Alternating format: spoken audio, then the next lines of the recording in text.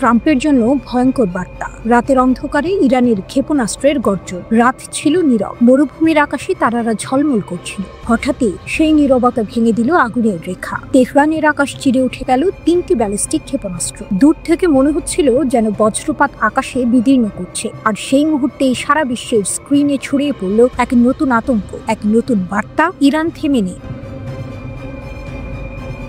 এই উৎক্ষেপণ কোনো সাধারণ মহড়া নয়, বরং ছিল মার্কিন প্রেসিডেন্ট ডোনাল্ড ট্রাম্পকে উদ্দেশ্য করে ছুঁড়ে দেয়া এক সতর্কীকরণ। ইরান তার সবচেয়ে উন্নত কঠিন জ্বালানি চালিত সেকজিল ক্ষেপণাস্ত্র রাতের অন্ধকারে ছেড়ে প্রমাণ করল তারা এখনো দমে যায়নি। আতঙ্কের রাত, বিস্ময়ের ভোর। ইরানি মিডিয়া জানিয়েছে সেমনান ঘাঁটি থেকে উৎক্ষেপণ করা হয়েছে এই ক্ষেপণাস্ত্র। 2500 কিলোমিটার পাল্লার সেকজিল সহজেই ইসরায়েল, উপসাগরীয় দেশগুলো, এমনকি দক্ষিণ ইউরোপ পর্যন্ত পৌঁছে যেতে পারে। সোশ্যাল মিডিয়ায় ছড়িয়ে পড়া ভিডিওতে দেখা যায় ধোঁয়াহীন ঝড়ের গতিতে আকাশে ছুটে চলেছে রকেট, যেন আকাশ নিজেই কেঁপে উঠছে।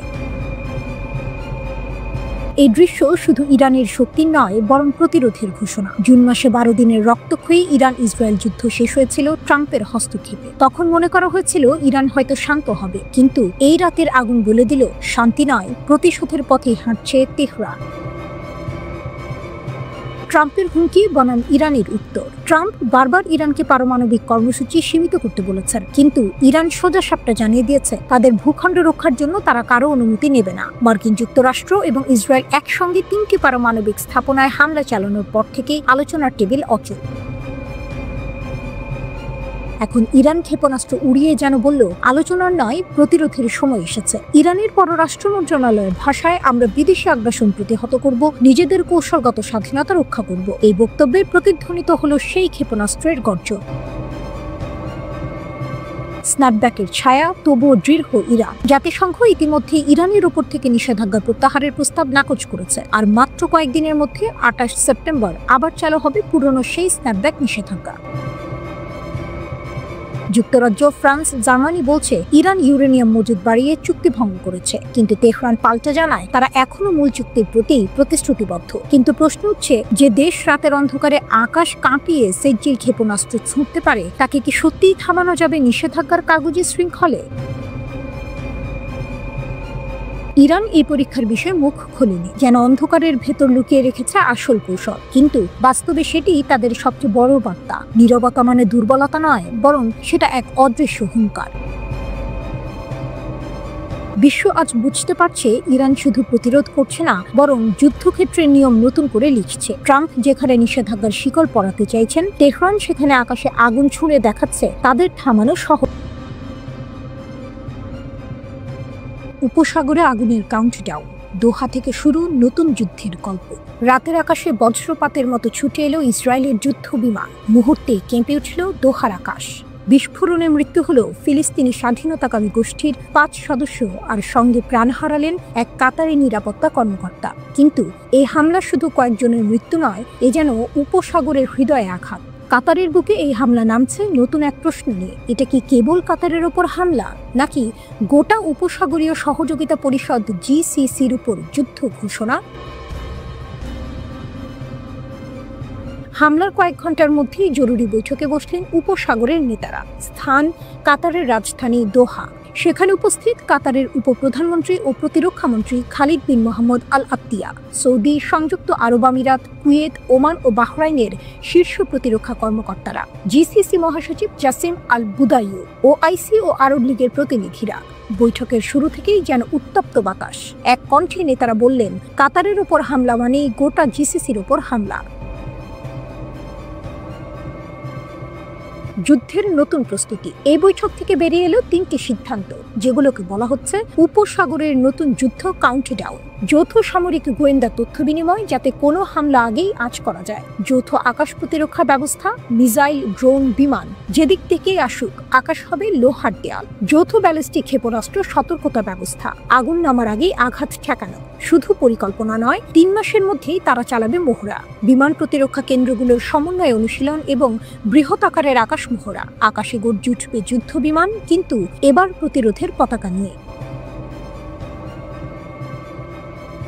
ইসরায়েলের বিরুদ্ধে তীর ছুড়ে দিল উপসাগর জিসিসির প্রতিরক্ষামন্ত্রীরা। এক যৌথ বিবৃতিতে বললেন, ইসরায়েলের এই হামলা গুরুতর উস্কানি, জাতিসংঘ সনদ ও আন্তর্জাতিক আইনের প্রকাশ্য লঙ্ঘন। শুধু কাতারের সার্বভৌমত্বে নয়, গাজায় যুদ্ধবিরতি প্রতিষ্ঠার কাতারের প্রচেষ্টাকেও ধ্বংস করার ষড়যন্ত্র।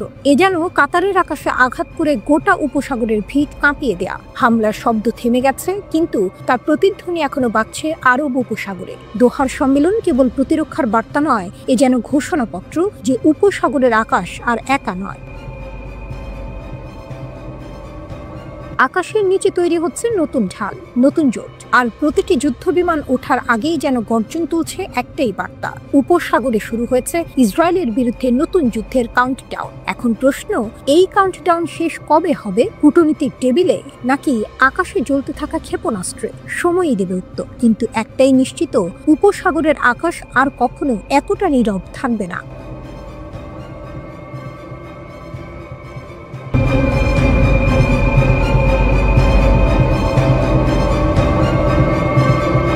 ইসরায়েলের জন্য নতুন দুঃস্বপ্ন, এলএনবি ক্রসিং, পশ্চিম তীরের একমাত্র দরজা যেখান দিয়ে ফিলিস্তিনিরা ইসরায়েলি নিয়ন্ত্রণ ছাড়া বের হতে পারে। সেই দরজাতেই অনিশ্চয়তা।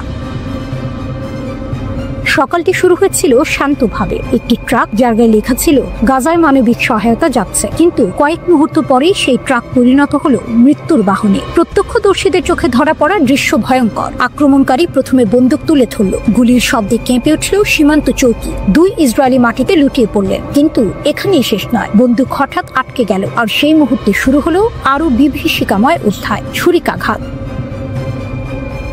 20 বছর বয়সী তরুণ আর 60 বছর বয়সী এক প্রবীণ, দুজনকেই টেনে নামালো মৃত্যু। ইসরায়েলি মেডিক টিম ছুটে গেল, বুক চাপড়ানোর চেষ্টা চালালো পুনরুজ্জীবনে, কিন্তু জীবন হাতছাড়া হলো। ইসরায়েলি সেনারা পাল্টা গুলি চালালো। ঘটনাস্থলেই আক্রমণকারীকে গুলি করে ফেলা হলো। ট্রাকের পাশে পড়ে রইল ছুরি আর একটি হ্যান্ডগান, যেন দুটো সাক্ষী যারা চুপচাপ দাঁড়িয়ে রইল নাটকের শেষে।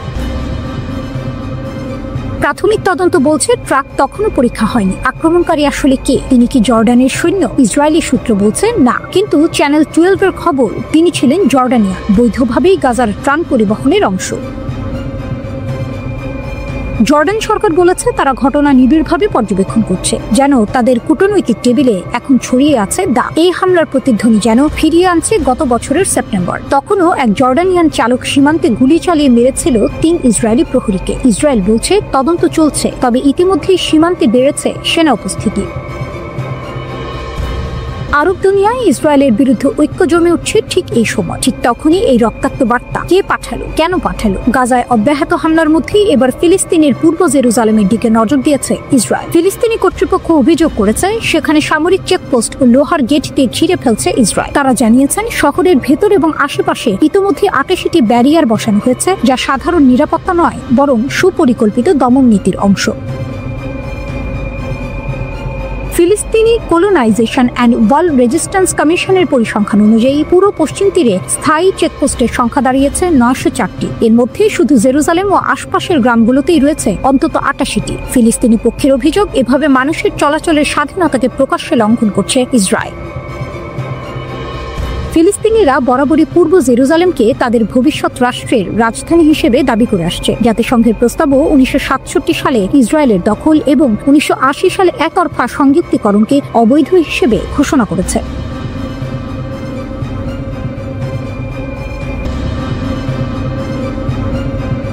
সমুদ্রের নীল জলে মানবতার বিদ্রোহ, গাজার জন্য সাহসী পদযাত্রা। ভোরের আলো ফোটার আগেই তিউনিসিয়ার শান্ত ছোট্ট সমুদ্র বন্দর সিডি বুসাইটে জমে উঠেছে ভিড়। হাতে পতাকা, গলায় ফেস্টুন, চোখে আসা। সারি সারি নৌকা সমুদ্রের দিকে ছুটছে। সবচেয়ে বড় নৌকায় সওয়ার 100 জন কর্মী ও সমর্থক। তাদের লক্ষ্য একটাই, গাজার অবরোধ ভাঙা, ইসরায়েলের নাকের নিচে মানবিক সহায়তা পৌঁছে দেয়া।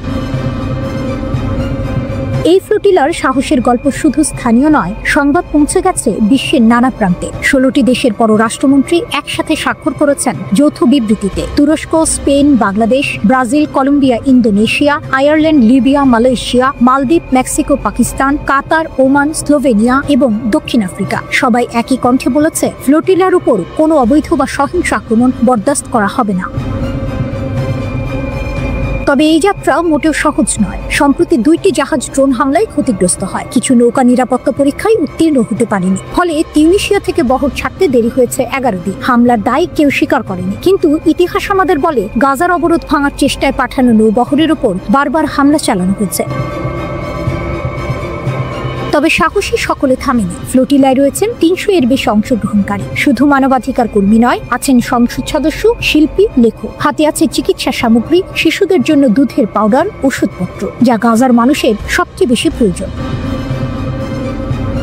আয়ারল্যান্ডের কমেডিয়ান ধাতক হিকি বলেন, বাধা আসবে, সেটা ভেতর থেকে হোক বা বাইরে থেকে, কিন্তু আমাদের বার্তা একটাই, আমরা এগিয়ে যাব। এছাড়াও রয়েছে 2টি স্বতন্ত্র সঙ্গী নৌকা, একটি আন্তর্জাতিক আইনজীবীদের বহনকারী পর্যবেক্ষক জাহাজ, আরেকটি ইতালি ভিত্তিক সমুদ্র উদ্ধারকারী জাহাজ লাইফ সেভার 2, যা নিরাপত্তা ও আস্থার প্রতীক।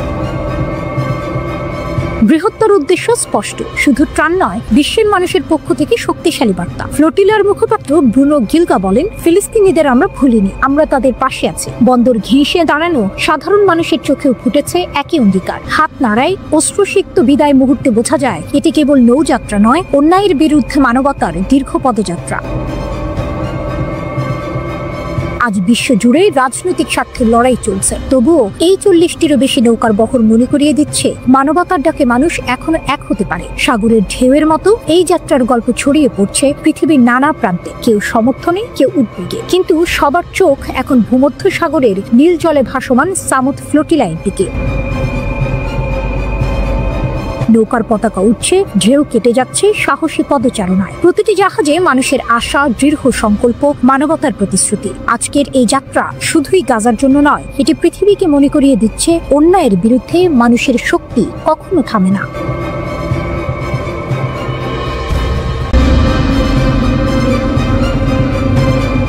যুদ্ধের ময়দান বদলাচ্ছে, আর সেই বদলের মুখে দাঁড়িয়েছে ইরান, যেখান থেকে উঠে এসেছে এক প্রযুক্তির অদ্ভুত দানব, আবাবিল 3 ড্রোন।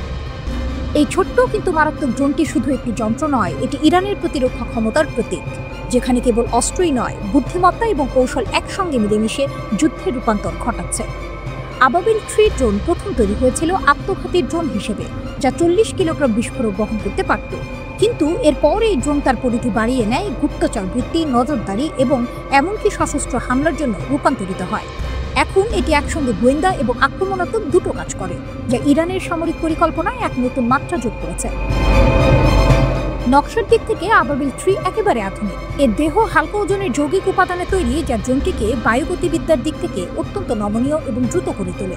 3 মিটার লম্বা এবং 4.5 মিটার ডানার দৈর্ঘ্য, যা এটিকে ছোট ছোট যানবাহন, মোবাইল গ্রাউন্ড ইউনিট বা এমনকি জাহাজ থেকেও উৎক্ষেপণযোগ্য করে তোলে। এর পিস্টন ইঞ্জিন 2 ব্লেড যুক্ত প্রপেটার চালায়, যা ড্রোনটিকে ঘন্টায় 150 থেকে 200 কিলোমিটার গতিতে ছুটতে সাহায্য করে। আর সবচেয়ে বিস্ময়কর কথা হলো, 8 ঘন্টা পর্যন্ত বা 250 কিলোমিটার দূরত্ব পর্যন্ত এটি একটানা মিশন চালাতে পারে। একদম মারাত্মক এক প্রতিপক্ষ।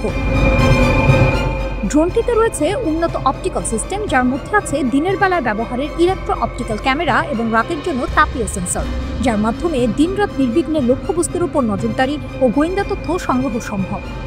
সবচেয়ে বিপজ্জনক হলো আবাবিল 3 নিজের জন্য বহন করতে পারে বিভিন্ন ক্ষুদ্রাকৃতির নির্দেশিত অস্ত্র, ছোট ছোট বোমা থেকে শুরু করে বায়ু থেকে ভূমি লক্ষ্যবস্তুতে ক্ষেপণাস্ত্র পর্যন্ত।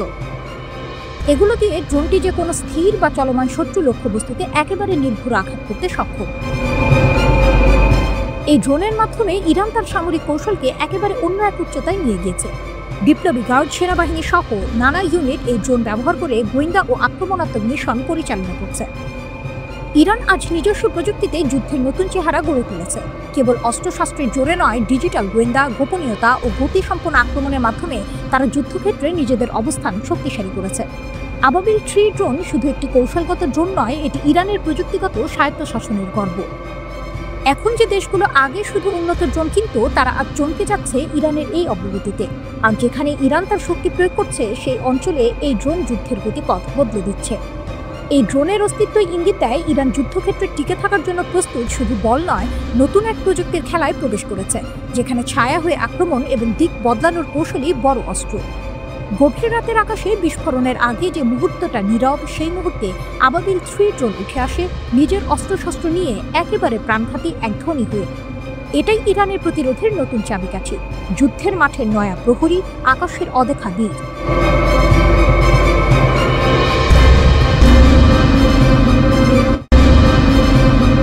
রাত গভীর, তেহরানের আকাশে ভেসে বেড়ায় নিস্তব্ধতা, কিন্তু সেই নিস্তব্ধতার ভেতরে লুকিয়ে আছে গর্জন, এক অদম্য শক্তির গর্জন। ইরান বসে থাকে না, তেহরান কখনো ঘুমিয়ে পড়ে না। যেখানে অন্যরা হোঁচট খায়, ইরান সেখান থেকেই ঘুরে দাঁড়ায়। আমেরিকার ভয়ঙ্কর নিষেধাজ্ঞা, ইসরায়েলের হামলার হুমকি, চারদিক থেকে চাপ, কিন্তু ইরান যেন এক যুদ্ধ জাহাজ, যত আঘাত পায় ততই নতুন করে জেগে ওঠে। এবার প্রশ্ন উঠেছে, চীন কি ইরানকে উন্নত সামরিক প্রযুক্তি দেবে, সহযোগিতা নাকি মরীচিকা? বিভিন্ন আন্তর্জাতিক গণমাধ্যমে শিরোনাম, শিগগিরই ইরানের হাতে চলে আসবে চীনা যুদ্ধবিমান আর আকাশ প্রতিরক্ষা ব্যবস্থা। শোনা যায় আকাশে মিসাইল ঠেকাবে বেইজিংয়ের তৈরি আধুনিক প্রযুক্তি, কিন্তু বিশেষজ্ঞদের কণ্ঠ ভিন্ন। ব্রিটেনের আন্তর্জাতিক নিরাপত্তা বিশ্লেষক আবু দু স্পষ্টই বললেন, চীনের এমন সরাসরি সহায়তা পাওয়া এখনই সম্ভব নয়। তবে তিনি আরেক ইঙ্গিতও দিলেন, ক্ষেপণাস্ত্র আর ড্রোন প্রযুক্তির মতো খাতে গোপন সহায়তা মিলতে পারে। যন্ত্রাংশ, সফটওয়্যার কিংবা দ্বৈত ব্যবহারযোগ্য প্রযুক্তি, এসব জিনিসের অদৃশ্য পথ হয়তো খোলা আছে। প্রকাশ্যে না হলেও পর্দার আড়ালে সহযোগিতা চালু থাকতে পারে। ওয়াশিংটন ইনস্টিটিউটের বিশ্লেষক নাদিমি স্মরণ করিয়ে দিলেন অতীত। চীন কখনো সরাসরি বড় আকারে অস্ত্র দেয়নি, দিয়েছে আংশিক প্রযুক্তি, যেমন ক্রুজ ক্ষেপণাস্ত্রের কিছু অংশ বা নেভিগেশনের কিছু সিস্টেম। কিন্তু সেই সহযোগিতাও ছিল খণ্ডিত, অসম্পূর্ণ। তাই বাধ্য হয়ে ইরান নিজস্ব গবেষণা আর রিজার্ভ ইঞ্জিনিয়ারিং এর পথে এগিয়েছে। নাদিমির মতে আধুনিক যুদ্ধবিমান বা উন্নত আকাশ প্রতিরক্ষা ব্যবস্থা হাতে পাওয়ার সম্ভাবনা অত্যন্ত কম, কারণ এতে চীনকে মুখোমুখি হতে হবে পশ্চিমা সমালোচনা আর নিষেধাজ্ঞার। এত বড় ঝুঁকি নেবে কেন বেইজিং? তবে একটি সম্ভাবনা রয়ে গেছে, সরাসরি অস্ত্র না দিয়ে চীন হয়তো ইরানকে দেবে সীমিত সুবিধা, যেমন বেইদু স্যাটেলাইট নেভিগেশনের সামরিক সংকেত ব্যবহার বা আকাশ প্রতিরক্ষা ব্যবস্থার জন্য দরকারি সফটওয়্যার। এগুলো হয়তো শিরোনামে আসবে না, কিন্তু কার্যকরভাবে ইরানের শক্তি বাড়িয়ে তুলবে। শক্তি লুকিয়ে আছে নিজের ভেতরে, বাইরের সাহায্য সীমিত, কিন্তু ইরান জানে আসল ভরসা নিজের কৌশল আর বুদ্ধিমত্তা। যতবার থামানো হয়েছে ততবার তারা নতুন প্রযুক্তি গড়ে তুলেছে। ড্রোন, ক্ষেপণাস্ত্র, স্যাটেলাইট সবই একসময় কেবল স্বপ্ন ছিল, আজ তা বাস্তব। আন্তর্জাতিক মঞ্চে ইরান চীন সম্পর্ক যেন নাটকের মতো, সামনে হাসি, হাত মেলানো, বাণিজ্যের রঙিন ছবি, কিন্তু আড়ালে চলে ভিন্ন খেলা। গোপন যন্ত্রাংশ, লুকোনো সফটওয়্যার, অঘোষিত সমঝোতা। সবকিছু প্রকাশ্যে আসে না, কিন্তু এর প্রভাব ছড়িয়ে পড়ে যুদ্ধক্ষেত্রে। তাহলে কি ইরান শিগগিরই চীনের হাত ধরে আকাশে আধিপত্য করবে? উত্তর সহজ নয়। বড় অস্ত্র হয়তো আসবে না, কিন্তু যা আসবে তাই যথেষ্ট ইরানকে আরো শক্তিশালী করার জন্য। কারণ ইরানের শক্তি শুধু প্রযুক্তিতে নয়, শক্তি আছে তাদের ধৈর্যে, প্রতিরোধে আর ঘুরে দাঁড়াবার অদম্য ইচ্ছায়।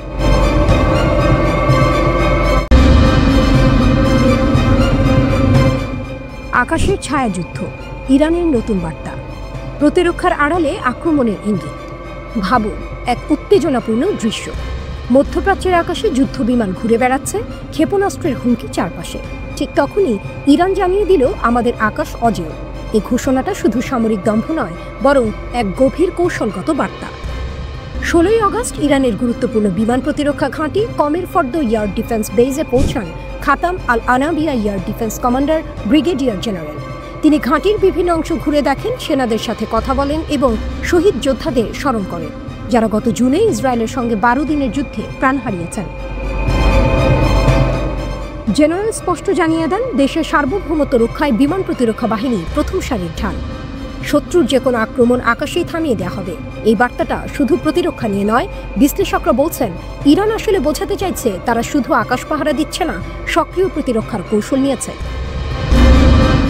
মানে যদি হামলা আসে আকাশে থামানো হবে, আবার একই সঙ্গে শত্রুর ঘাঁটিতেও পাল্টা আঘাত যাবে।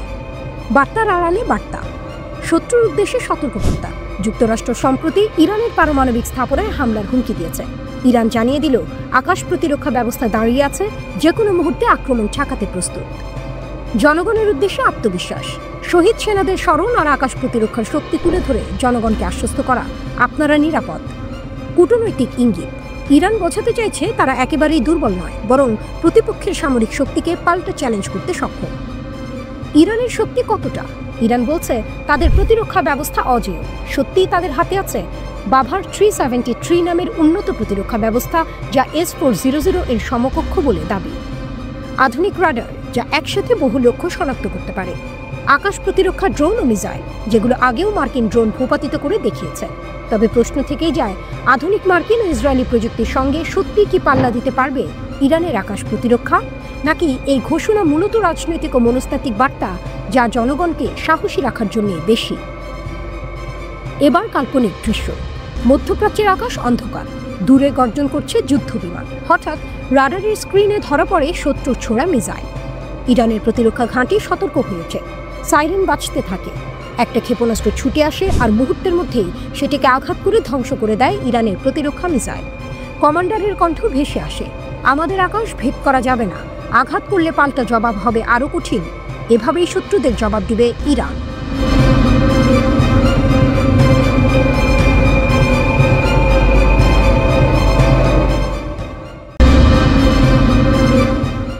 আলোম লাল, বাতাস থমথমে, তবুও আকাশ জুড়ে ভেসে বেড়াচ্ছে এক অদৃশ্য প্রতিধ্বনি, ইরান প্রস্তুত।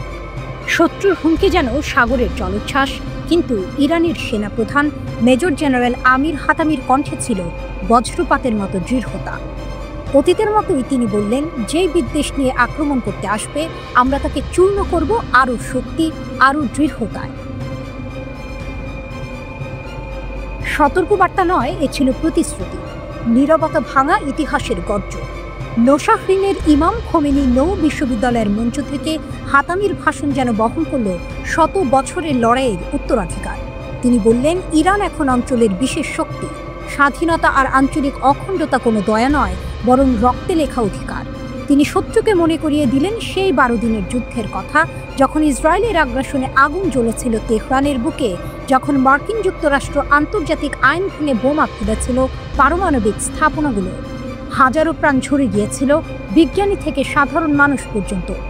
কিন্তু সেই শোকের ছাই থেকে উঠে এসেছিল প্রতিশোধের আগুন। ইরান উত্তর দিয়েছিল ঝড় হয়ে। কাতারের আল উদেইদ বিমান ঘাঁটি, মার্কিন শক্তির অহংকার, ছিল সেই জবাবের লক্ষ্য। দখলকৃত ভূমি কেঁপে উঠেছিল ইরানের ক্ষেপণাস্ত্রের আঘাতে। 24 জুন বিশ্ব দেখেছিল আগ্রাসন থামানো যায় যদি প্রতিরোধের নাম হয় ইরান। সমুদ্রের বুকে বজ্রঝড়, আজও সেই প্রতিরোধ চলমান। উত্তর ভারত মহাসাগর আর ওমান সাগরের বুক চিরে ইরানি নৌবাহিনী চালিয়েছে মহড়া সাস্টেইনেবল পাওয়ার 1404। কাদির আর নাসির নামের ক্রুজ ক্ষেপণাস্ত্র সমুদ্রের অন্ধকার ভেদ করে ছুটে গেছে শত্রুর কল্পিত লক্ষ্যবস্তুতে। প্রতিটি বিস্ফোরণ ছিল এক একটি বার্তা, আমরা প্রস্তুত, তোমরা সাবধান। কিন্তু এই শক্তির আসল রহস্য শুধু অস্ত্র নয়। IRGC জানিয়ে দিল, ইরানের শক্তি হলো সরকারের ইচ্ছাশক্তি, জনগণের বিশ্বাস আর সশস্ত্র বাহিনীর ঐক্য। তারা বলল, সরকার, জাতি আর সেনাবাহিনী মিলে গড়ে তুলেছে অবিচ্ছেদ্য বন্ধন। এই বন্ধনই এক শক্তিশালী ইরানের নিশ্চয়তা। শত্রু হয়তো মনস্তাত্ত্বিক যুদ্ধ ছড়ায়, মিডিয়ার আগুন জ্বালায়, কিন্তু IRGC প্রতিজ্ঞা করেছে, আমরা উন্নয়নের পথে থাকব, প্রতিরক্ষার ঢাল হব, সরকার আর জাতির পাশে অবিচল দাঁড়াবো। ইরান বলছে, আমরা আধুনিক যুদ্ধের জন্য প্রস্তুত, আমরা ভবিষ্যতের জন্য প্রস্তুত। আর যদি কেউ ভাবে আমাদের পরাজিত করবে, তাহলে মনে রেখো, ইরান এক নয়, ইরান একসাথে চলা কোটি প্রাণের প্রতিধ্বনি। শত্রুর আকাশে যখন মেঘ জমে, তখন বজ্রপাতের মতো উচ্চারণ হয় এক নাম, ইরান।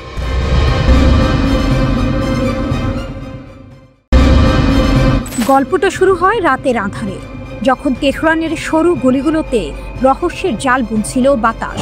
শুধু তেহরান নয়, ছড়িয়ে ছিটিয়ে থাকা অন্যান্য শহরেও চলছিল এক গোপন খেলা। ইসরায়েলি গোয়েন্দা সংস্থা মোসাদের এজেন্টরা ছড়িয়ে পড়েছিল ইরানের মাটিতে এক অদৃশ্য সাপ হয়ে। তাদের লক্ষ্য দেশের গোপনীয় তথ্য পাচার করা, অস্থিতিশীলতা তৈরি করা। কিন্তু তাদের চাল ছিল ত্রুটিপূর্ণ, কারণ ইরানের গোয়েন্দারা তাদের এই ছায়া যুদ্ধকে গভীরভাবে পর্যবেক্ষণ করছিল। নীরবে দক্ষতার সাথে তারা 21 জনকে চিহ্নিত করল। তাদের মধ্যে 20 জনকেই গ্রেপ্তার করা হয়েছে এবং এদেরকে হাতে নাতে ধরেছে ইরানের গোয়েন্দা মন্ত্রণালয়। এই এজেন্টরা শুধু তথ্য পাচারকারী ছিল না, তাদের মধ্যে অনেকে দেশের গুরুত্বপূর্ণ বিষয়ে হস্তক্ষেপের পরিকল্পনাও করছিল। গ্রেপ্তার হওয়া এই এজেন্টদের মধ্যে একজন নারীও ছিলেন, যিনি আপাত দৃষ্টিতে একজন সাধারণ ব্যবসায়ী হিসেবে নিজেকে পরিচয় দিয়েছিলেন। কিন্তু তার ফোন থেকে উদ্ধার হওয়া কিছু এনক্রিপ্টেড বার্তা ফাঁস করে দেয় তার আসল পরিচয়। এই গ্রেপ্তারগুলো ছিল ইরানের জন্য একটি বড় বিজয়, যা দেশের নিরাপত্তা ব্যবস্থাকে আরও শক্তিশালী করে তোলে। কিন্তু এখানেই গল্পের শেষ নয়, বরং এর শুরু। কারণ এর পরপরই ঘটে গেল এক ভয়াবহ ঘটনা, যা সমগ্র ইরানকে নাড়িয়ে দিল। তেহরানের কেন্দ্রীয় কারাগারে রুজবে ভাদি নামে একজন ব্যক্তির মৃত্যুদণ্ড কার্যকর করা হয়। তার অপরাধ মোসাদের হয়ে গুপ্তচর বৃত্তি করা।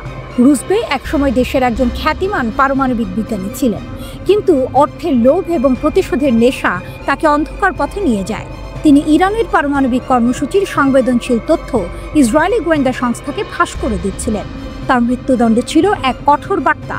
ইরানের বিচার বিভাগ স্পষ্ট করে দেয়, দেশের নিরাপত্তার সাথে কোনো আপোষ নয়। এই ঘটনার পরপরই আরও একটি চাঞ্চল্যকর ঘটনা প্রকাশ্যে আসে। তেহরানের দক্ষিণ পূর্বাঞ্চলে একটি সন্ত্রাসী সেল ভেঙে দিয়েছে ইরানের নিরাপত্তা বাহিনী। Islamic Republic news agency IRNA অনুসারে এই সেলটি মোসাহেদিন-ই-খালক অর্গানাইজেশন MKO এর সাথে সম্পর্কিত ছিল। এই দলটি জনশৃঙ্খলা বিঘ্নিত করার এবং অস্থিতিশীলতা সৃষ্টির পরিকল্পনা করছিল। তবে তাদের পরিকল্পনা ব্যর্থ হয়ে যায়। পাক দাশেত কাউন্টির গভর্নর মোহাম্মদ হাসানপুর জানান, 3 সদস্যের এই দলটিকে গ্রেপ্তার করা হয়েছে এবং তাদের জিজ্ঞাসাবাদ চলছে। এই 3টি ঘটনা একে অপরের সাথে সম্পর্কযুক্ত ছিল। এটা যেন এক বিশাল ষড়যন্ত্রের 3টি ভিন্ন অংশ। প্রথমে মোসাদের এজেন্ট গ্রেপ্তার, তারপর একজন পারমাণবিক বিজ্ঞানীর মৃত্যুদণ্ড এবং সবশেষে একটি সন্ত্রাসী সেলের পতন।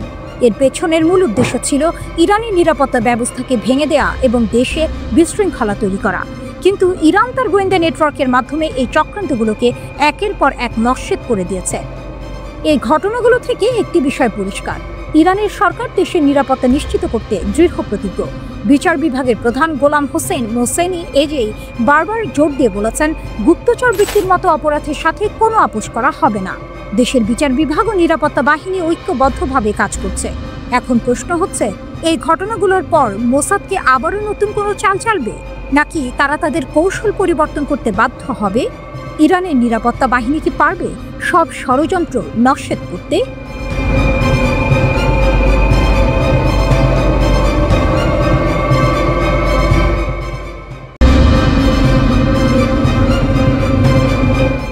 ভূমিকম্প নাকি পারমাণবিক পরীক্ষা?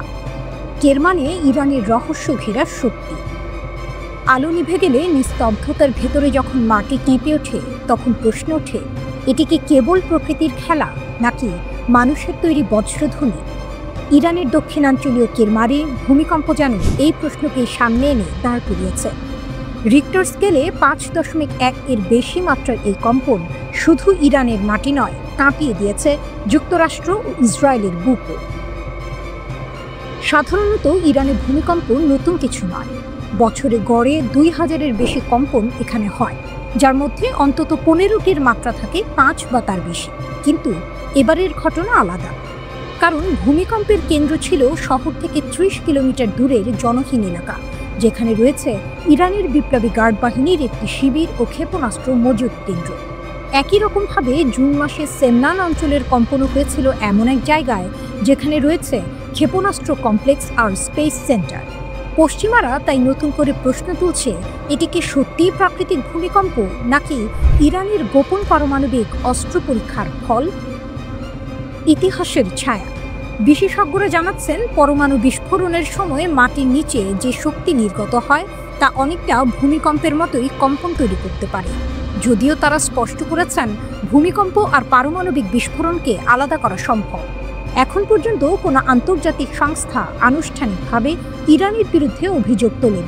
তবুও জল্পনা থামছে না, কারণ সাম্প্রতিক ইতিহাসে সন্দেহ জাগাচ্ছে। জুন মাসেই ইসরায়েল চালিয়েছিল অপারেশন রাইজিং লায়ন, যেখানে একাধিক বিমান ও ক্ষেপণাস্ত্র হামলা হয় ইরানের পরমাণু কেন্দ্রগুলো। তার কয়েকদিন পরেই যুক্তরাষ্ট্র B-2 বোমারু বিমান থেকে বর্ষণ করে 3টি ইরানি পরমাণু কেন্দ্রে।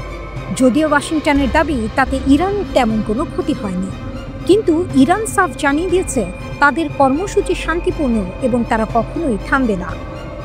শক্তির নাটকীয় উত্থান। এই পটভূমিতে কেরমানের ভূমিকম্প যেন এক সিনেমাটিক টুইস্ট। আকাশ থমথমে, বাতাস ভারী, আর মাটির নিচে যেন বিস্ফোরিত হচ্ছে অজানা এক শক্তি। পশ্চিমাদের আশঙ্কা ইরান হয়তো পরীক্ষার মাধ্যমে জানিয়ে দিল তারা কেবল আঞ্চলিক শক্তি নয়, পারমাণবিক ক্ষমতার দ্বারপ্রান্তে দাঁড়িয়ে। জার্মান ভূবিজ্ঞান কেন্দ্র জানিয়েছে ভূমিকম্পের উৎস ছিল মাটির 10 কিলোমিটার গভীরে। এই গভীরতায় সন্দেহ বাড়াচ্ছে, কারণ সামরিক বিস্ফোরণ বা পরীক্ষা সাধারণত মাটির নিচেই পরিচালিত হয়। ফলে অনেকের চোখে এটি আর নিছক প্রাকৃতিক বিপর্যয় নয়, বরং শক্তির প্রদর্শনী। ওয়াশিংটন আর তেল আবিবে হয়তো এখন একটাই প্রশ্ন ঘুরপাক খাচ্ছে, ইরান কি সত্যিই পারমাণবিক অস্ত্র হাতে নিয়েছে? যদি তাই হয়, তবে এটি মধ্যপ্রাচ্যের ভূ রাজনীতিতে এক ভয়ঙ্কর পালাবদল। যে শক্তি এতদিন ধরে কেবল ধারণা আর অভিযোগের আড়ালে ছিল, তা কি এখন বাস্তব হয়ে উঠছে? ইরান বারবার বলছে তাদের পরমাণু কর্মসূচি কেবল শান্তিপূর্ণ কাজে ব্যবহার হবে, কিন্তু শত্রুর চোখে শান্তিপূর্ণ শব্দটি এক ভয়ঙ্কর সতর্কবার্তা। কেরমানের রাত যেন তাই এক রহস্যময় সিনেমার দৃশ্য। ভূপৃষ্ঠে ভূমিকম্প, কিন্তু গভীরে শত্রুর বুক কাঁপানো কম্প। যুক্তরাষ্ট্র ও ইসরায়েল ভাবছে ইরান কি শেষ পর্যন্ত সেই অদৃশ্য সীমারেখা পেরিয়ে গেছে?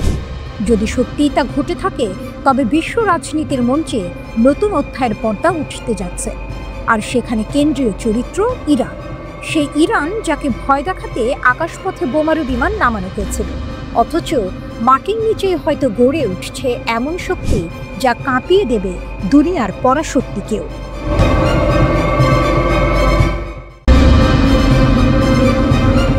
নিউ ইয়র্কের আকাশে এক অদৃশ্য দাবার বোর্ড বসানো, খেলোয়াড় দুই পক্ষ। পশ্চিমা ত্রয়ী আর তাদের সামনে দাঁড়িয়ে আছে ইরান, আর পাশে এক দৈত্যাকার মিত্র চীন। জাতিসংঘের নিরাপত্তা পরিষদের টেবিলে এখন বাজি রাখা হয়েছে এক ঝলসানো শব্দ, স্ন্যাপব্যাক। বেইজিংয়ে দাঁড়িয়ে চীনা পররাষ্ট্র মন্ত্রণালয়ের মুখপাত্র লিন ঘোষণা করলেন, আমরা ইরানের বিরুদ্ধে স্ন্যাপব্যাক নিষেধাজ্ঞা মেনে নেব না। আমরা আলোচনার মাধ্যমে সমাধান চাই, হুমকি দিয়ে নয়। ইউরোপীয় ত্রয়ী ফ্রান্স, জার্মানি, যুক্তরাজ্য সতর্ক করে রেখেছে, অগাস্টের শেষের মধ্যে কূটনৈতিক সমাধান না হলে তারা নিষেধাজ্ঞা ফিরিয়ে আনবে। তাদের ভাষায় এটাই ইরানকে টেবিলে বসানোর শেষ হাতিয়ার। কিন্তু চীনের চোখে এটা আলোচনার সেতু ভেঙে ফেলার বিস্ফোরক। লিনের কণ্ঠে ছিল কঠিন দৃঢ়তা। নিষেধাজ্ঞা আস্থা বাড়াবে না, বরং আলোচনা ধ্বংস করবে। জাতিসংঘ যা করবে তা যেন নতুন চুক্তি সহজ করে, ভেঙে না দেয়। তার প্রতিশ্রুতি স্পষ্ট, চীন শান্তি রক্ষায় গঠনমূলক ভূমিকা নেবে এবং ইরানের পারমাণবিক প্রশ্ন ফের আলোচনার পথে আনতে লড়বে। এদিকে তেহরানেও এক অন্য দৃশ্য। ইরানের পররাষ্ট্রমন্ত্রী আব্বাস আরাকচি সরাসরি বললেন, আমরা চীন ও রাশিয়ার সঙ্গে একসাথে কাজ করছি এই ষড়যন্ত্র থামাতে। যদি থামানো না যায়, আমাদের প্রতিক্রিয়ার জন্য সরঞ্জাম প্রস্তুত। তার চোখে চ্যালেঞ্জের আগুন, যে আগুন 2015 সালের পারমাণবিক চুক্তি JCPOA এর মূল চেতনার কথা মনে করিয়ে দেয়। সেই চুক্তিতে লুকিয়ে আছে স্ন্যাপব্যাক ধারা, যা কার্যকর হলে এক নিমিষে ফিরিয়ে আনা যাবে আগের সব নিষেধাজ্ঞা। পশ্চিমা শক্তি এখন সেই ধারাকেই অস্ত্র বানাতে চাইছে, কিন্তু ইরান বলছে ব্রিটেন, ফ্রান্স, জার্মানি আর বৈধ অংশগ্রহণকারী নয়, চীন ও রাশিয়াও এই দাবি সমর্থন করছে, কারণ তারাও জানে যদি আজ ইরান নত হয়, কাল তাদের উপরই নামতে পারে একই ছুরি। জাতিসংঘের বৈঠকের ঘরে এই দ্বন্দ্ব যেন ধীর গতির এক থ্রিলার। এক পাশে পশ্চিমের চাপ, অন্য পাশে ইরান চীনের ঐক্য। রাশিয়া প্রস্তুত, ভেটো হাতে তাদের অবস্থান অটল। লিন স্পষ্ট করে দিলেন, বেইজিং শুধু দর্শক নয়, খেলোয়াড়ও। তাদের লক্ষ্য পারমাণবিক অস্ত্র বিস্তার রোধ করা, কিন্তু তার নামে কোনো দেশের সার্বভৌমত্বে আঘাত নয়। আর ইরানের জন্য এই সমর্থন কেবল কূটনৈতিক ঢাল নয়, এটি এক প্রমাণ যে বিশ্ব এখন আর একমেরু নয়। দাবার বোর্ডে চাল গোনা শুরু হয়েছে। অগাস্টের শেষ সীমা যত কাছে আসছে, তত বাড়ছে চাপ। পশ্চিমা ত্রয়ী মনে করছে তারা শেষ চেক দেবে, কিন্তু ইরান ও চীনের চোখে এখনো পুরো খেলা বাকি। আর শেষ চাল, সেটা হয়তো ভেটোতেই আটকে যাবে বেইজিং আর মস্কোর হাতে। জাতিসংঘের করিডোরে হাঁটছে এক প্রশ্ন, এ লড়াই কি নিষেধাজ্ঞার, নাকি ভবিষ্যতের বিশ্ব ভারসাম্যের? ইরান ও চীন যেন একসাথে উত্তর দিচ্ছে, আমরা পিছাবো না।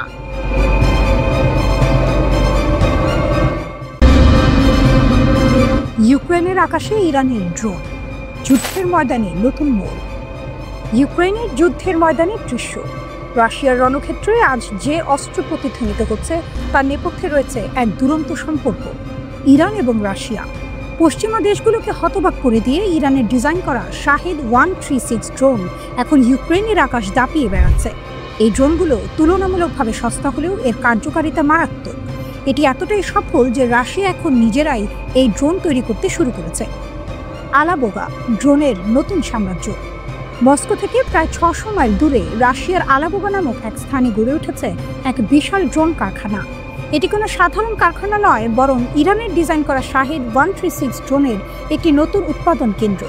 সাম্প্রতিক সময়ে এই কারখানায় উৎপাদন এতটাই বেড়েছে যে পশ্চিমা গোয়েন্দা সূত্র বলছে এখন ইউক্রেন যুদ্ধে ব্যবহৃত 90% শাহেদ ড্রোনই রাশিয়ায় তৈরি হচ্ছে। স্যাটেলাইট ছবিতে দেখা যাচ্ছে এই কারখানা আরও সম্প্রসারিত হচ্ছে, নতুন ভবন ও থাকার জায়গা তৈরি হচ্ছে। রাশিয়ার এই স্বনির্ভরতা দেখে স্বয়ং ইরানও বিস্মিত। 2023 সালে রাশিয়া এবং ইরান $1.75 বিলিয়ন এক বিশাল চুক্তি করে। সেই চুক্তি অনুযায়ী রাশিয়া নিজেই শাহেদ ড্রোন তৈরি করতে পারবে। লক্ষ্য ছিল 2025 সালের সেপ্টেম্বরের মধ্যে 6000 ড্রোন তৈরি করা, কিন্তু রাশিয়া প্রায় 1 বছর আগেই সেই লক্ষ্যমাত্রা ছাড়িয়ে গেছে। এখন প্রতি মাসে আলাবোগা কারখানায় 500 এর বেশি ড্রোন তৈরি হচ্ছে। শুরুর দিকে ইরান এই উদ্যোগকে সমর্থন জানালেও রাশিয়ার উন্নত সংস্করণ দেখে তারা চমকে ওঠে। ইরানের বিশ্লেষক দায়েরি বলেন, রাশিয়া সবসময় বেশি নিতে চায় আর কম দিতে চায়, এটা ইরানের ক্ষেত্রেও প্রযোজ্য। এই দ্বিপাক্ষিক সম্পর্কের মধ্যে চাপা অসন্তোষ আরও গভীর। জানা গেছে রাশিয়া তাদের চুক্তির অধীনে ইরানকে যথাযথ অর্থ পরিশোধ করেনি। আন্তর্জাতিক নিষেধাজ্ঞার কারণে কিছু অর্থ আটকে গেছে এমন দাবি থাকলেও ইরানি কোম্পানি সাহারা থান্ডার বলছে তারা প্রাপ্য অর্থ পায়নি। আর সবচেয়ে বড় ধাক্কা আসে জুন মাসে, যখন ইসরায়েল 12 দিন ধরে ইরানের পারমাণবিক স্থাপনাগুলোতে হামলা চালায়। সেই সময় ইউক্রেন যুদ্ধে ইরানের কাছ থেকে ব্যাপক সামরিক সহায়তা পাওয়া সত্ত্বেও রাশিয়ার পক্ষ থেকে একটি দুর্বল ও প্রায় নীরব প্রতিক্রিয়া আসে। এই ঘটনা ইরানকে গভীরভাবে অসন্তুষ্ট করে। সম্প্রতি একটি বড় সামরিক পরিবহন বিমান মস্কো থেকে তেহরানে যায় এবং আবার ফিরে আসে।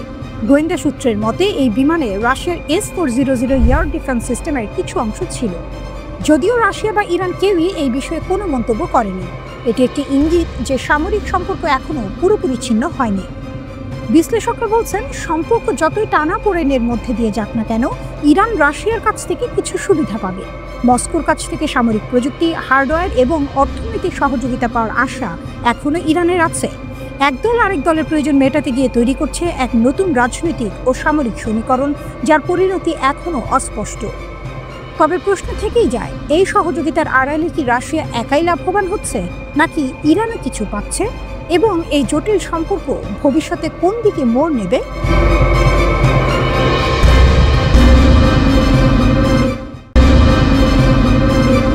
ভাঙা ইটের স্তূপ থেকে উঠে আসছে ইরানের পরমাণু স্বপ্ন।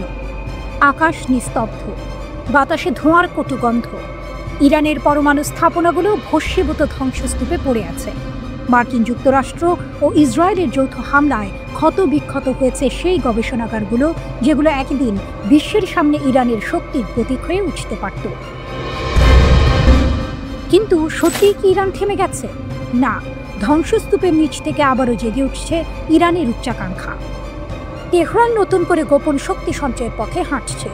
ভাঙা ল্যাবরেটরির ভেতরে আবারও নীরবে বাজছে পরমাণু বোমা তৈরির সুর। ইসরায়েল ভেবেছিল একসাথে যুক্তরাষ্ট্রের আঘাত আর নিষেধাজ্ঞার চাপে ভেঙে পড়বে ইরান, কিন্তু ইতিহাস বলে ইরানকে ভাঙা যায় না। যতবার চূর্ণ করা হয়েছে ততবার সে আগুনের ফুলকি হয়ে জেগে উঠেছে। ইসরায়েলের ভয়, ইসরায়েলের ভেতরে এখন গভীর আতঙ্ক। তারা জানে ইরান যদি সত্যিই আবারও পরমাণু বোমার পথে হাঁটে, তাহলে সবচেয়ে অরক্ষিত হয়ে পড়বে তারাই। কারণ একবার যদি ইরান সেই শক্তি হাতে পায়, মধ্যপ্রাচ্যে ইসরায়েলের আধিপত্য মুহূর্তেই ভেঙে যাবে। আর তখন ইরানের বিরুদ্ধে যুদ্ধ মানে হবে দুঃস্বপ্ন। এই আশঙ্কাতেই দখলদাররা আবারও নতুন হামলার ছক আঁকছে। কিন্তু ইরানও বসে নেই। তেহরানের সংসদীয় স্পিকার মোহাম্মদ বাঘের গালিবফ সতর্ক করেছেন, আবারও হামলা হলে ইরান এবার 12টি নতুন অঞ্চলে পাল্টা আঘাত হানবে। এই ইঙ্গিত শুধু ইসরায়েলের জন্য নয়, বরং যুক্তরাষ্ট্র এবং ইউরোপের জন্য। অর্থাৎ এবার যদি যুদ্ধ শুরু হয়, তার আগুন শুধু তেল আবিব তেহরান সীমাবদ্ধ থাকবে না, ছড়িয়ে পড়বে পশ্চিমা শক্তির হৃদয়ে। জেনেভায় ইরান ও ইউরোপীয় শক্তি, ফ্রান্স, জার্মানি, যুক্তরাজ্যের আলোচনাও কোনো অগ্রগতি ছাড়াই শেষ হয়েছে। নিষেধাজ্ঞা, চাপ আর গোপন চুক্তির কথা বলা হলেও সমাধান আসছে না। আর যতদিন সমাধান আসবে না, ততদিন যুদ্ধের ঝুঁকি বাড়বে বলেই সতর্ক করছেন বিশ্লেষকরা। ইরানের শক্তি। ইরানের ইতিহাসে একটি শিক্ষা স্পষ্ট, চাপ যত বাড়ে প্রতিরোধ তত শক্ত হয়।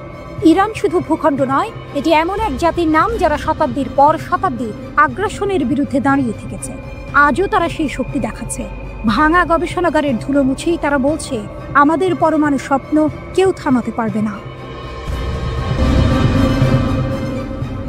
ধোঁয়ায় ঢাকা মধ্যপ্রাচ্যের আকাশে বাজছে যুদ্ধের দামামা। একই দিকে ইসরায়েলের ভয় আর প্রস্তুতি, অন্যদিকে ইরানের সতর্কবার্তা। এবার আঘাত হলে আমরা থেমে থাকব না। ফাইন্যান্সিয়াল টাইমস ইতিমধ্যেই সতর্ক করেছে, যে কোনো মুহূর্তে ইসরায়েল ও ইরানের যুদ্ধ আবারও শুরু হতে পারে। প্রশ্ন একটাই, এবারের যুদ্ধ কি আগের মতোই সীমাবদ্ধ থাকবে, নাকি এবার আগুন গিয়ে ছুঁবে পশ্চিমা শক্তির ভূখণ্ডেও? মধ্যপ্রাচ্যের বুকে তাই আবারও প্রতিধ্বনি, ইরান প্রস্তুত।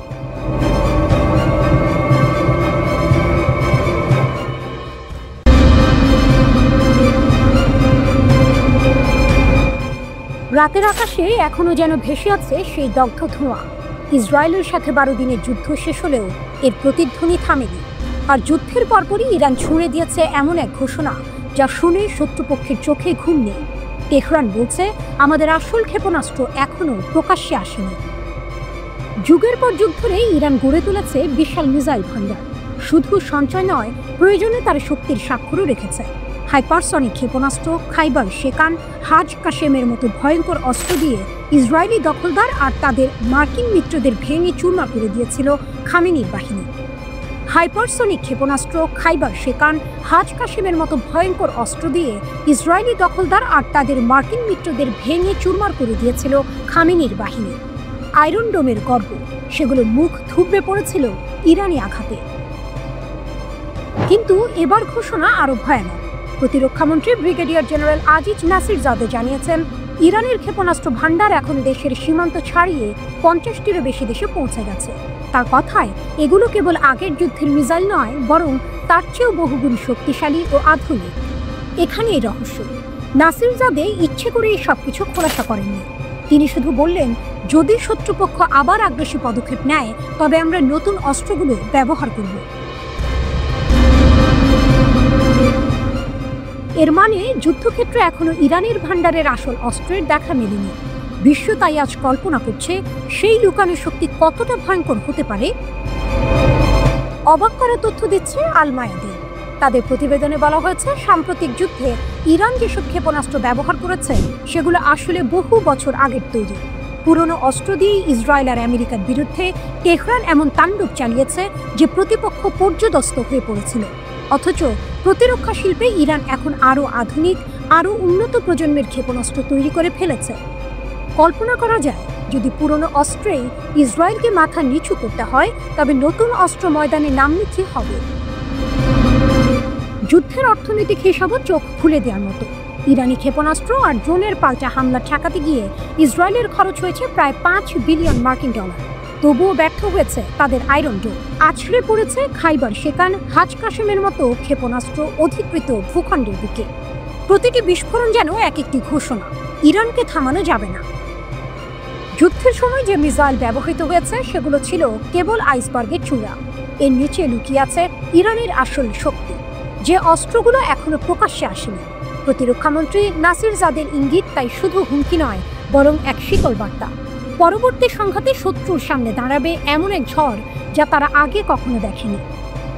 আজ ইরানের বার্তা স্পষ্ট। প্রতিরক্ষা শিল্পের অগ্রগতি তাদের এমন এক স্তরে নিয়ে গেছে, যেখানে তারা একাই প্রতিরোধের কেন্দ্র। শত্রুরা যতই লজিস্টিক দিক থেকে সহায়তা পাক, যতই গোয়েন্দা তথ্য ভাগ করুক, ইরানের মিসাইল শক্তির সামনে সবই তছনছ হয়ে যাবে। এ যেন এক সিনেমেটিক দৃশ্য। মঞ্চে দাঁড়িয়ে আছে খামেনির বাহিনী, হাতে অদেখা অস্ত্রের ভান্ডার, পেছনে জ্বলে ওঠা আগুনের রেখা, আর সামনে দাঁড়িয়ে থাকা শত্রুর বুক কাঁপছে, কারণ তারা জানে আসল খেলা এখনো শুরু হয়নি।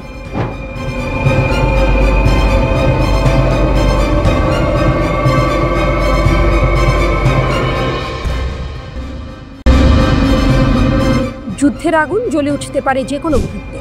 ইরানের প্রতিরক্ষা বাহিনীর এয়ার ডিফেন্স সিস্টেম ইতিমধ্যেই সতর্ক অবস্থায়। শত্রুর ক্ষেপণাস্ত্র বা যুদ্ধ বিমান রাডারে ধরা পড়লে আকাশে জ্বলে উঠবে আগুনের লেলিহান শিখা। ইরানের কমান্ডারদের ভাষায়, একটি ভুল পদক্ষেপই ইসরায়েলের জন্য ডেকে আনবে মহাবিপদ।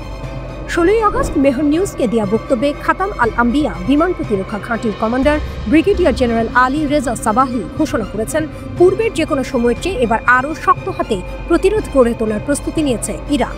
তার কণ্ঠে কেবলই হুমকি ছিল না, ছিল আত্মবিশ্বাসের শীতল আগুন। আমাদের প্রতিরক্ষা বাহিনী সার্বভৌমত্ব রক্ষার জন্য সর্বদা প্রস্তুত। আকাশে শত্রু আসবে, কিন্তু জবাব পাবে মাটিতে। সাম্প্রতিক যুদ্ধে ইরানের কিছু এয়ার ডিফেন্স সিস্টেম ক্ষতিগ্রস্ত হয়েছিল। অনেকে ভেবেছিল ইরানের প্রতিরক্ষা দুর্বল হয়ে পড়েছে, অথচ দেশটি অল্প সময়ের মধ্যেই সেগুলো মেরামত করে আবার যুদ্ধক্ষেত্রে ফিরিয়ে এনেছে, যেন ভস্ম থেকে ফিনিক্স পাখির উত্থান। ইরানের শক্তি শুধু প্রতিরক্ষা ব্যবস্থায় সীমাবদ্ধ নয়, দেশটির হাতে রয়েছে সেজিল ও কদর সিরিজের ব্যালিস্টিক ক্ষেপণাস্ত্র, যাদের মধ্যে সেজিলকে তুলনা করা হচ্ছে হাইপারসনিক মিসাইলের সঙ্গে।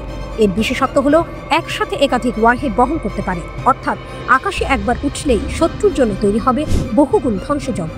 এর পাশাপাশি ইরানের সর্বোচ্চ শক্তি IRGC 4টি ভূগর্ভস্থ ক্ষেপণাস্ত্র ঘাঁটি রয়েছে তাদের নিয়ন্ত্রণে, যেখানে ধারণা করা হয় 1000-এর বেশি ব্যালিস্টিক মিসাইল মজুদ আছে।